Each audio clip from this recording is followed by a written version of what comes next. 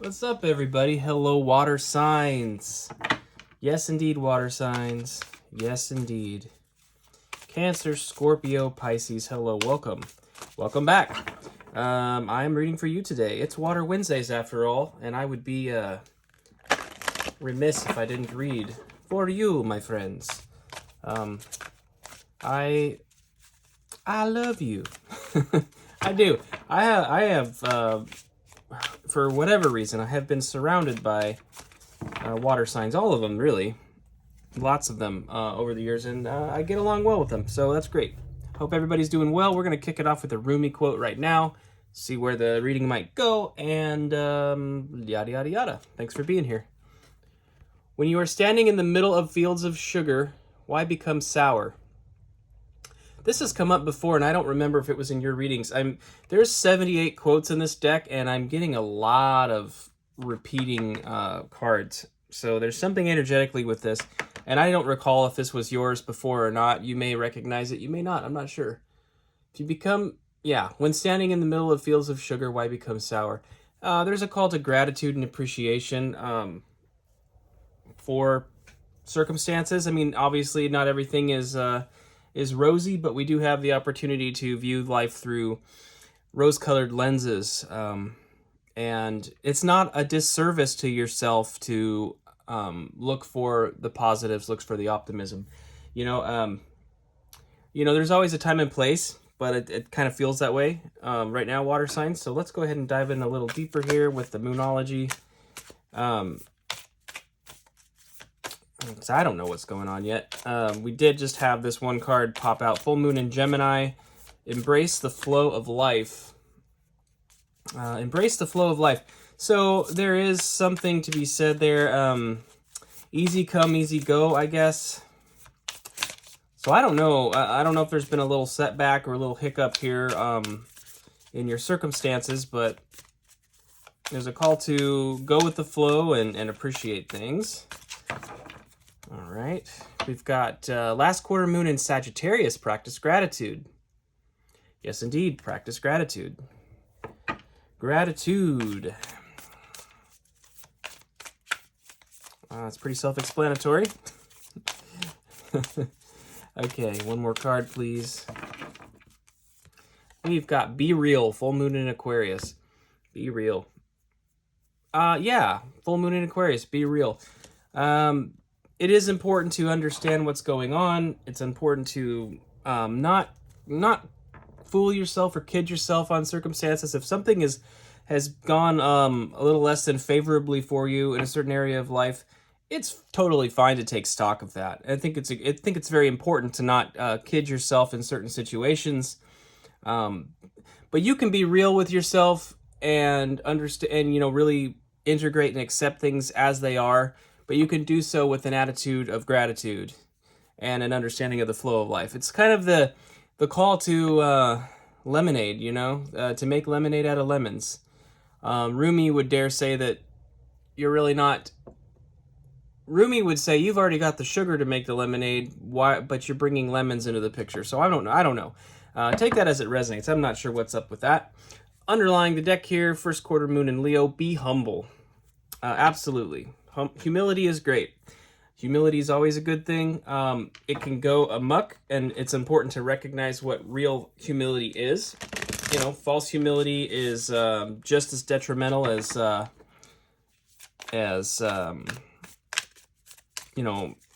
overwhelming amount of pride. There's a balance to these things. All right, I have. What is this thing called? Sorry. What do I have? The Light Seers Tarot. Yes. You've seen it before. I like the Light Seers, and it seems to resonate with water. The imagery, it feels watery to me, so I'm using it. Pretty cool deck. I'm enjoying it so far. We'll take one tarot card for each of these Moonologies and expound from there. So, embrace the flow of life. We have the Three of Wands. Interesting. Okay. Because wherever it is you're trying to go, how you get there is oftentimes where the surrender to the universe really pays off. We don't always know the path that we're going to take towards our manifestations or our goals. It doesn't always go the way that we envision it, but yeah, I think there's a call to just enjoy the process here. All right, practice gratitude. We have the Five of Pentacles. Five of Pentacles, fear of missing out, FOMO, being left out in the cold. Practice gratitude. What's interesting about this card here, you see that we've got the door there with the keyhole, and look what's leaning in the corner. It's a key. Like, this person could go inside if they would recognize they have the opportunity to go inside. So what is blocking that? What is blocking that? It could be the gratitude. If you spend a little time focusing on the things that are going right, it may help clear the mind and allow you to come up with a solution, right, to get past the barrier. Like if you're, what if you were, like I was saying with this other card, Embrace the Flow of Life, it may not, the path to your manifestations may not be as linear and direct as you think. You may have a certain thing in mind, like I'm going to do this. I'm gonna get $1 million by, I don't know, a lottery, or you have a certain, like, I'm gonna become an influencer and here's how I'm gonna do it, or whatever. Like whatever your dream is, I don't know. Dreaming of being an influencer, I would say aim higher, but regardless, it's like this door is blocked you and you're slamming into it. I'm just imagining somebody like running and like trying to ram their shoulder into the door over and over. And it's like that stubbornness, that persistence to have it be a certain way is what's keeping you from getting through the door, because the key's right there. All you'd have to do is use the key and open the door, but instead you're like throwing your shoulder into it, trying to break the door down. It's kind of the vibe I'm getting. All right, we need one more card here. Full moon in Aquarius. We've got the Eight of Pentacles. Yeah, continue to focus. Continue to focus on your manifestation. Keep working at it. Refine. Practice, practice your craft, whatever it is, right? Be real. With the Eight of Pentacles is telling me, it's like, practice. Keep working on it. Sometimes we wind up gifted with certain things in life. Other times it requires more of that hands-on repetition. And even when we are gifted in life, my friends, you do still have to apply that discipline of repetition and refining. So if you're called, let's use tarot as an example. Say you want to be a tarot reader. If you wanted to be a tarot reader and be successful on YouTube, or to have personals or whatever it is that you are interested in, you may have a naturally strong intuition. Great. And that's a great thing to have. But you still need to spend time with the cards. You still need to do readings. You need to start putting them out. If you go back in my channel about a year back, you'll tell there's a big difference in the way I read. It's because I started reading consistently. Ever since I started cranking out videos this spring, I mean, there's been a pretty dramatic evolution in the style, and also in the insight too, because I devoted time to it. So I think that's pretty key. It looks to me like there's a certain goal or something that needs to be accomplished here that you're looking to accomplish, and we need to apply the discipline of working on our craft and developing it, but also to allow spirit to work and allow the left turns and the curves and the winding nature of things, because there's other reasons. There's other reasons to there's other purposes in your desires that may go well beyond what you're imagining. So you're picking up these important life lessons as you're sort of seemingly going sideways or even going backwards in moving towards your goal. You're picking up wisdom. Underlying the deck here is the Ten of Wands, and that's a pretty clear, it's time to move on from something. It's just time to move on from something. And that doesn't mean, again, it's not that you're letting go of your desire or your manifestation. It's that you're surrendering to the universe what that may look like. You know, what that may look like. That's all I can say about that. Let's go ahead and get some clarification here. I have the Everyday Tarot. It's a pretty cool deck, actually. Just purple and gold, very basic, very simple. I think it's a good deck for reading on, just if you're looking for decks. Something that is a little more traditional, but it's not Rider. So if you just feel like one of those ultra-docious type of people, we all know ultra-docious is not a word. That's fine. It doesn't matter. If you're just feeling a little bit like you want to break the mold a little and you're getting into tarot, I don't know. I recommend these. They're pretty nice. Regarding the Three of Wands, we have the Knight of Wands. And the Knight of Wands, the caveat here, embrace the flow of life with this Three of Wands. When I see this Knight of Wands, what it's telling me is there's enthusiasm and burnout. And that's something we want to avoid. What is the... that's the propensity of the Knight of Wands, is that the Knight of Wands can burn out or get distracted and shift to something else. So there may be... It does feel like a energy of like consistency being needed in this given circumstance. So again, consistency. Yeah, don't burn out. Temper that passion a little bit, or redirect some of that passion towards strategy. Okay, it may require some strategy, and that'll strategy so that you can maintain forward momentum. You know, it's life is a marathon, not a sprint, and that's really, really key. Manifestation is a marathon, not a sprint. You know, that is a big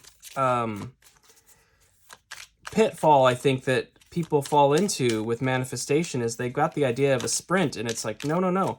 There's so much more to it. If you're trying to manifest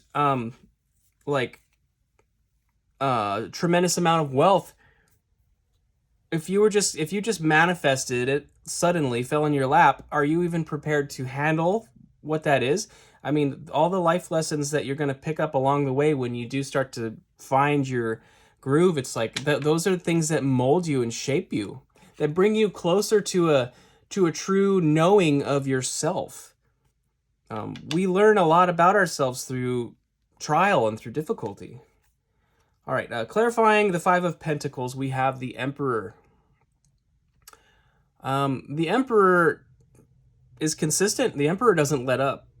The Emperor doesn't let up. Now, some of you may be in an energy of conquering and dominion that needs to be maintained, but be careful not to let your emotions go out of control. Like the Five of Pentacles is almost a card of like financial worry. I mean, there's not a lot of like emotional energy in it so much as it is that feeling of like destitution. There's a call to persist. Now the Emperor, obviously embodying the energy of all four kings, has a strong disposition of staying consistent and steady in the face of setbacks. And so it's like an upgrade. I feel like the setback that you may feel here with this Five of Pentacles has kind of brought an upgrade to your passions, in that instead of burning out, you're learning how to work through it. That's a great thing. All right. Take one more card here for the Eight of Pentacles. Ooh, that one jumped. All right. Actually, it's two cards. That's okay. We have the Tower and the Seven of Cups. When you are working on your craft, that Eight of Pentacles energy, developing your skill set, investing that energy into yourself, sometimes the manifestation or the shift can happen very suddenly and out of the blue. I feel like as you're consistent with this, you're going to have a moment that really changes things and opens up a lot of doors of possibility and opportunity. None of these things are tangible in these cups. These are all thoughts. They're ideas. They're opportunities that haven't yet come to fruition. So again, there could be setbacks. It's not going to look the way that you think it's supposed to look, but it's still for you. And you're going to recognize that as things shift suddenly, or something out of your control occurs that shifts the circumstances. You do have, the recognition that there's probably a lot more available to you, more opportunities than you realize. So the setback is actually showing you that you have more opportunities than you think. Underlying the deck here is the Hierophant. This is Taurus energy. I do notice with the keys there, it's the key. The Hierophant is the intermediary between heaven and earth, and really brings about the union of the spiritual with the practical. And I just noticed the keys because of the keys in the Five of Pentacles, that door, that obstacle that you're trying to break through, that you're not having success with. It's because there's some kind of spiritual lesson that is needing to be learned. And so I feel like this is a real call to go within and just to be open and ready to gain some insight in regards to your spiritual life and how it applies to your practical life. And you can be spiritual without being religious. However it is that you believe, whether you're just a staunch atheist, and if you are, I'm not exactly sure why you're here. But that doesn't mean you're not welcome. Like I'm all for it. There's days. I mean, I still go through days where I feel that way. But spirituality is about that. Really learning to gain a deeper and deeper understanding of your own self, and the ownership that you have within your own life. This is kind of an odd thing to say, but yeah, there is something to that. Spirituality and practical life can definitely come into a union, and that's, I feel like, where things really start to move in a positive direction, for our mental health and also for our external circumstances generally. I think it's just a very positive thing. All right, so I have a Work Your Light Oracle here. One popped out. I haven't looked at it yet. We've got Trust Your Path. If you knew you would be supported, what would you do? Coming out right over the Embrace the Flow of Life situation.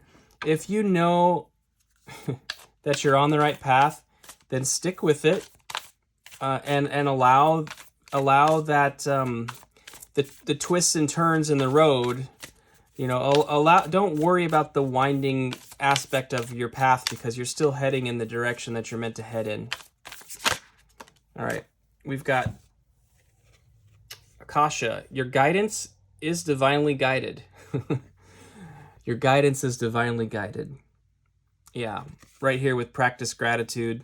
You're being guided into a strong Emperor energy. You're being guided into of a development of your masculine aspects. You're being guided into a maturation of your divine masculine energies, and that's regardless of gender. We all have masculine and feminine energies in us, and this is sort of it's something that's building that masculine character, so to speak. And then our final card here is Answer the Call. What is your soul calling you to do? With the Eight of Pentacles, with the full moon in Aquarius, be real. What is your soul calling you to do? If your soul's calling you towards a certain goal, then work towards that goal. That would be the integral thing to do. Answer the call. Answer your soul's calling. I think we trick ourselves into not doing that sometimes, because we have that false humility. And you remember on the bottom here of this other deck, be humble. Not false humility, but true humility. True humility is to recognize the fact that you have an obligation to answer your soul's calling. It's been put there for a reason, and it's something that, as you step into those roles of authenticity, the things that make your heart sing, that's where you're able to love and serve others the most effectively, I know I've said that 1,000 times on this channel, but I keep saying it because it's an important lesson to learn. So, water signs, that's what I have for you. Thank you so much for being here. I truly appreciate each and every one of you. I will see you next Wednesday on Water Wednesdays, but also keep an eye open. Maybe click the notification bell if you want. That way, when I'm posting the collective readings and stuff, you're able to view the ones that that call to you. So, all right, my friends, I will see you next time around. Take care. Have a beautiful week, and I love you. Okay, bye.